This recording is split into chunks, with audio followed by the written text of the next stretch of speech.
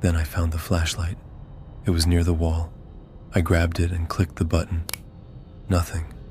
Again. Still nothing. You probably won't believe me, but after what happened last week, I'm officially done with urbex. It started with a phone call. I looked at my phone and thought, what does he want at this hour? I answered, hey, I found a pretty good spot online, an old hospital, way out past the back roads. People say things move on their own in there, and some claim they've heard voices in the halls.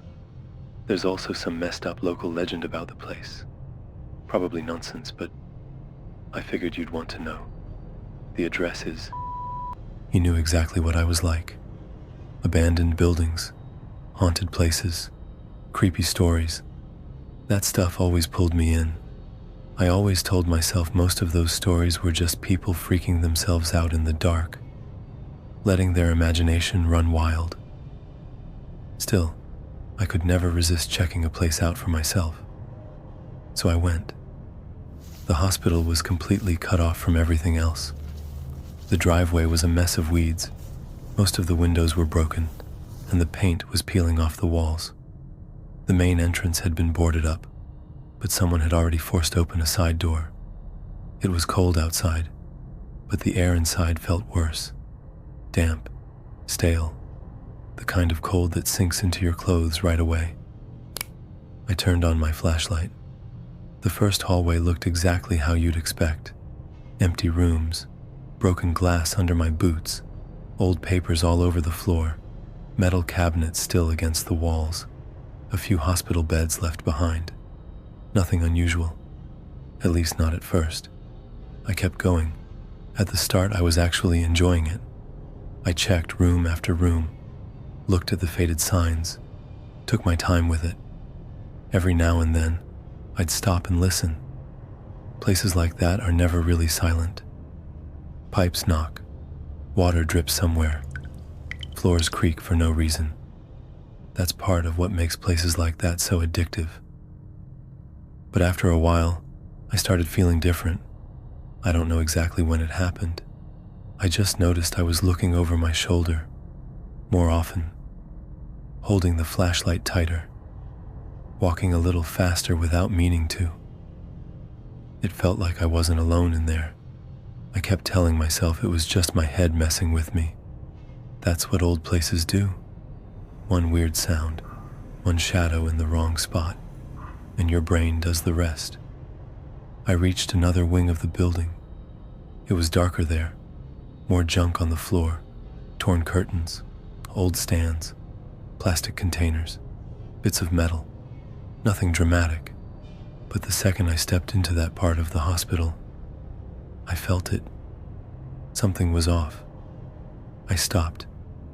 Not because I heard anything, just because I suddenly had that horrible feeling that someone was watching me. I raised the flashlight and aimed it down the hallway. And then, out of the corner of my eye, I saw something in one of the doorways, just for a second. It looked like the outline of a woman. No face, just pale clothes and long dark hair. I turned the flashlight toward her, and it died. Just like that.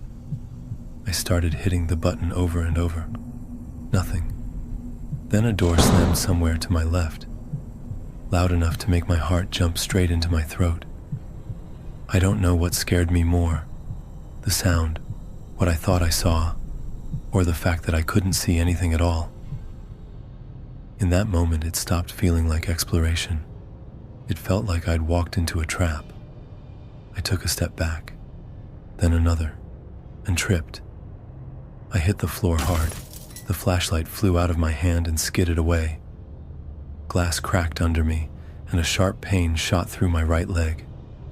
I'd cut myself on something. I froze. That was the worst part of the whole night. Not the door slamming, not the thing in the doorway, just lying there in the dark, bleeding, with no idea where my flashlight was, knowing that if something was standing a few feet away from me, I wouldn't even know it. I started feeling around on the floor. Dust, Glass, paper, cold metal. My heart was pounding so hard I could barely think. Then I found the flashlight. It was near the wall. I grabbed it and clicked the button. Nothing. Again. Still nothing. The third time, it came back on. I got up right away and pointed it down the hallway. Empty. One door was shut. The others were still partly open. Everything looked normal. And somehow, that made it worse. Because I knew I had seen something. I felt warmth running down my leg. Blood. Not enough to stop me from moving, but enough to make me realize this wasn't funny anymore. Then another door slammed, closer this time. Then another. I ran. My lungs were burning, my throat felt raw, and every step sent pain through my leg. But none of that mattered. I just needed to get back to the side door I came in through.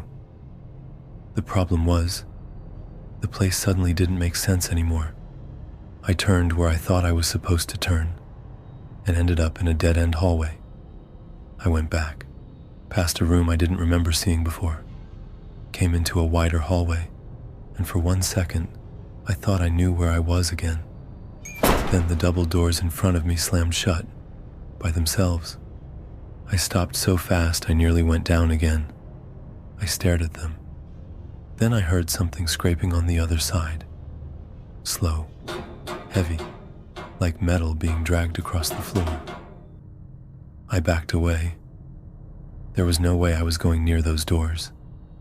I limped into a side hallway, my hands shaking so badly the flashlight beam was all over the walls. I just wanted out. Then I saw writing on the wall, exit, and an arrow under it. The letters were uneven, like someone had written them in a hurry. I was sure I hadn't seen that before. I was sure I'd already been there. Another door slammed behind me.